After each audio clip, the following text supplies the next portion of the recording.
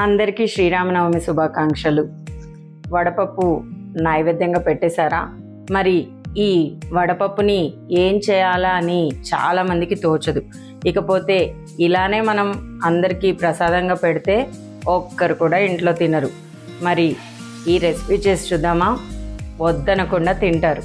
కాస్తంత ఆయిల్ వేసేసుకొని ఆయిల్ వేడెక్కాక ఆవాలు, జీలకర్ర, మినప్పప్పు, ఇంకో కొంచెం బాగా ఎక్కువనే వేసుకోవాలి.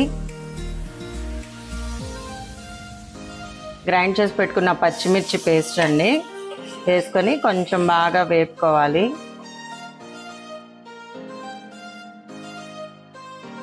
ఒక బౌల్లో నైవేద్యంగా పెట్టిన వడపప్పుని తీసేసుకుందాం. తురుము పెట్టుకున్న క్యారెట్ని, ఇంకా సన్నగా కోసి పెట్టుకున్న కీరా ముక్కల్ని, ఇందాక తయారు చేసుకున్న పోపుని, సరిపడా పింక్ సాల్ట్, ఇక కాస్తంత నిమ్మరసం.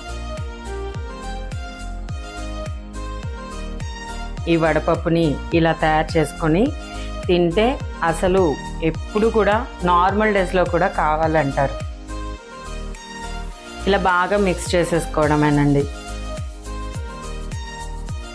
దీనిలో కావాలనుకుంటే మీరు చిన్న కొత్తిమీర కూడా యాడ్ చేసుకోవచ్చు. దీన్ని ఇలా బాగా మిక్స్ చేసేసుకొని సర్వింగ్ బౌల్లోకి తీసేసుకోవడమే.